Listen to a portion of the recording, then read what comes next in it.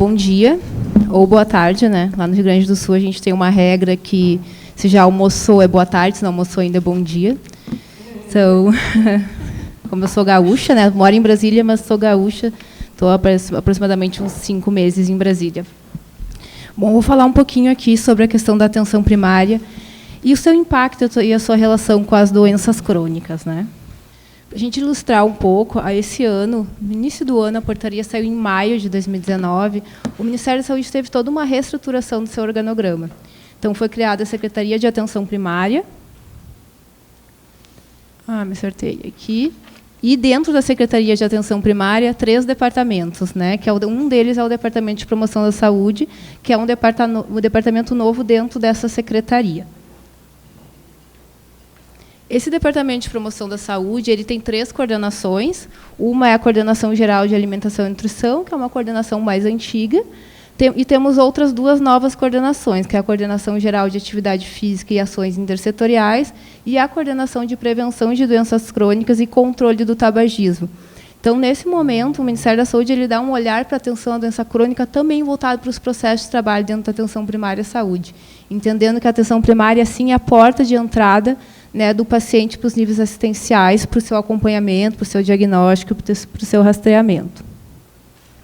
Nós temos muitas dificuldades ainda, enquanto atenção primária, e não só voltando para a questão das doenças crônicas, mas quando a gente fala de acesso, né? Quando a gente fala de acesso, a gente pressupõe que o paciente ele precisa chegar, ele precisa entrar. As equipes têm que estar preparadas para romper tanto as barreiras geográficas quanto as barreiras burocráticas. Então, a gente precisa ampliar o acesso do paciente dentro da atenção primária à saúde. E hoje a gente tem alguns desafios que acabam, sim, impactando na questão das doenças crônicas, que é a dificuldade de atrair médico e expandir equipes de saúde da família. Então, esse é um desafio, é uma dificuldade que a gente visualiza.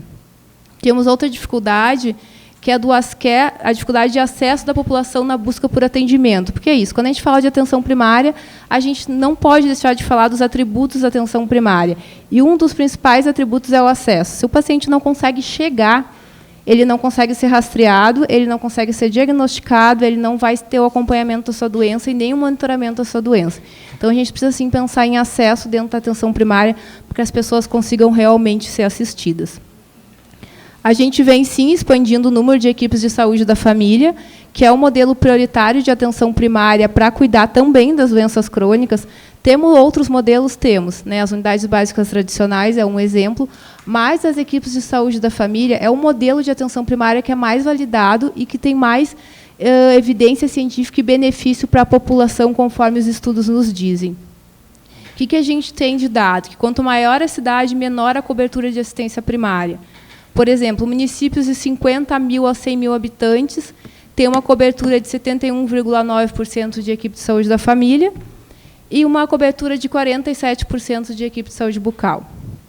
Quando a gente vai para aqueles municípios de 200 mil a 500 mil, a cobertura já desce de saúde da família, né, para 49,7% e de saúde bucal para 25%. Acima de 500 mil, a gente tem uma cobertura aí de 44,7%, de saúde da família e saúde bucal 21,2%. As doenças crônicas é um desafio para a atenção primária, né? Por muitas características. O Programa de Saúde da Família, o antigo Programa de Saúde da Família, fundado há bastante tempo, implantado pelo governo há bastante tempo, ele veio muito com um objetivo voltado para as questões materno e infantil. É importante, sim, é importante também, mas ainda a gente tem um pouco de dificuldade para que as equipes consigam olhar para outras questões e saiam um pouco dessa questão muito direcionada materno-infantil. As doenças crônicas é um desafio porque ela é prevalente, é multifatorial, tem uma coexistência de determinantes biológicos e socioculturais. A gente precisa ter equipes multiprofissionais. A equipe mínima, que é o médico, o enfermeiro, o agente comunitário de saúde, o técnico de enfermagem, eles dão conta, sim, de uma parcela da população com doença crônica. Aquele paciente que tem um risco um pouco mais elevado, ele vai precisar, em algum momento, de um nutricionista, e aí a gente tem os núcleos de apoio à saúde da família.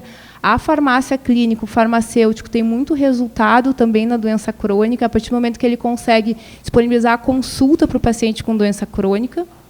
Além disso, a gente precisa Além de uma equipe multiprofissional, a gente precisa que os profissionais tenham protagonismo, né, e precisamos também que o indivíduo, a família e a comunidade também tenham um protagonismo nesse sentido. Qual que é o papel da atenção primária nas doenças crônicas, né? A gente precisa rastrear, diagnosticar, monitorar, fazer a coordenação do cuidado. Independente de onde esse paciente esteja, ele vai entrar pela atenção primária, ele vai ter o seu diagnóstico na atenção primária. Quando ele agudizar, ele tem que ter acesso à atenção primária para controle da sua doença. E, se em algum momento ele precisar de um nível secundário ou terciário de assistência, a atenção primária precisa coordenar esse cuidado. A gente precisa estar olhando para isso. Precisamos também fazer a gestão da clínica. Realmente ser a porta de entrada do paciente com doença crônica. Garantir o acesso e a qualidade do atendimento. Reconhecer o conjunto de necessidades em saúde, então a questão da integralidade, o paciente ele tem doença crônica, mas tem outras condições que precisam ser revistas junto, e organizar as respostas de forma adequada e oportuna. Quando a gente olha para quais ferramentas que a gente tem a nível de país para cuidar das doenças crônicas, e aí olhando de uma forma muito de macrogestão, a gente tem equipes de atenção primária, a gente tem equipes multiprofissionais, nós temos o medicamento gratuito, nós temos exames de diagnóstico e acompanhamento também gratuito, nós temos acesso às orientações clínicas e protocolares, nós temos cadernos de atenção básica, os protocolos do Ministério da Saúde, então tem informação clínica, se caso o profissional precisar buscar. E nós temos também a atenção secundária e terciária, que alguns lugares é mais difícil acessar, mas é possível, sim, acessar, e ela está aí disponível para alguma parcela de pacientes que vai precisar acessar o nível especializado para controlar a sua doença. De que forma a gente tem que enfrentar isso? A gente precisa olhar para os fatores de risco, né? Inatividade física, obesidade, má alimentação. Então, o Ministério da Saúde disponibiliza guia alimentar para a população brasileira, para orientar a população a como se alimentar melhor. Né, e vai ser lançado também o guia agora voltado para criança de 0 a 2 anos. Temos a plataforma Saúde Brasil, que é um linguajar todo voltado para o paciente, para a comunidade, com informações de promoção da saúde, né, de como se exercitar, de como se alimentar melhor. Temos a linha de cuidado sobre peso e obesidade. Temos protocolos clínicos, né, diretrizes terapêuticas sobre sobrepeso e obesidade. Aí, voltando um pouquinho para a questão regulatória, né? As evidências nos dizem que algumas questões, sim, a gente precisa discutir, a gente precisa olhar quando a gente fala de fatores de risco para doenças crônicas. A tributação é uma delas. Ambiente escolar, as crianças ficam, digamos, aproximadamente 4, 5 horas por dia em ambiente escolar. Então, a gente precisa olhar para isso, né? A questão das cantinas escolares saudáveis, que já é uma realidade em alguns estados, então a gente precisa olhar para isso também enquanto federal. A questão da rotulagem, a Anvisa está com uma proposta agora de rotulagem frontal dos alimentos, que traz a classificação, né, se é rico em sódio, se é rico em gordura, se é rico em açúcar. Está em consulta pública, é uma pauta da Anvisa. E a questão da publicidade também. Um pouco das medidas regulatórias, então, a questão da Anvisa, que eu já comentei para vocês.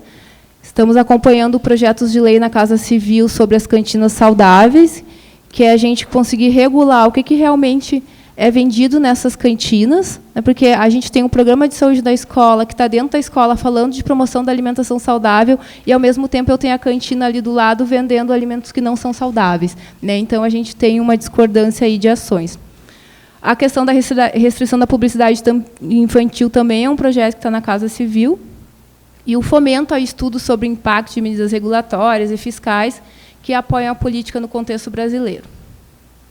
Temos alguns cursos de manejo de obesidade em adulto. Programa de saúde na escola, já comentei antes, né? Então, o programa de saúde da escola leva a promoção de saúde para dentro do ambiente escolar. Temos as academias da saúde, que são polos de academias nos municípios, para facilitar a prática da atividade física da população. Queremos mais, queremos ter linhas de cuidado, né? Então, a gente vai estar produzindo uma linha de cuidado voltada para a hipertensão, e diabetes e obesidade. Protocolos de enfermagem, a gente tem muita evidência científica que a enfermagem traz muito benefício para o paciente com doença crônica, principalmente na questão do manejo do autocuidado, da orientação de hábitos saudáveis. Então, essa é uma premissa que conversa aí com a questão da enfermagem clínica. Farmácia clínica, o farmacêutico precisa estar junto com a gente, em alguns casos, não em todos, mas naqueles pacientes que têm um risco maior aí de doença cardiovascular, de agravo cardiovascular, a gente precisa estar junto. Carteira de serviço, né, que é um documento onde diz minimamente o que as equipes de atenção primária têm que ofertar dentro dos seus serviços de saúde, e aí, de uma certa forma, a gente consegue padronizar, independente aonde esse paciente acessa, ele sabe quais são os serviços que têm que estar sendo oferecidos nesse local. Promoção da atividade física, então, ampliação da atividade física também é um dos objetivos. A promoção da alimentação adequada e saudável. E o cuidado das pessoas com doenças crônicas na atenção primária. Então, a criação desse departamento ele veio dar o foco para a atenção à saúde das doenças crônicas, um olhar para dentro da atenção primária e para os processos de trabalho dentro da atenção primária.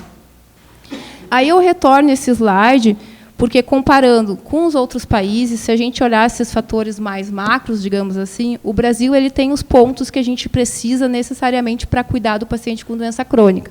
A gente tem informação clínica, a gente tem medicação gratuita, a gente tem exames gratuitos, a gente tem acesso à atenção secundária e terciária, a gente tem acesso a orientações protocolares. E, mesmo assim, a gente ainda tem uma alta taxa de prevalência eles estão com a plaquinha ali me mostrando, de mortalidade por doença cardiovascular. Então, aonde que a gente não está conseguindo chegar? Para onde que a gente não está conseguindo olhar? Esse é o meu questionamento. Bom, a gente tem esses pontos estão interligados, os processos dentro das equipes eles estão funcionando, a gente tem os principais pontos. O que a gente não está conseguindo ver para realmente conseguir combater ou diminuir as mortes prematuras por doenças cardiovasculares? Então, eu termino essa apresentação, né, um pouco com esse questionamento para que a gente possa discutir agora, depois da explanação dos colegas. Era isso, obrigada.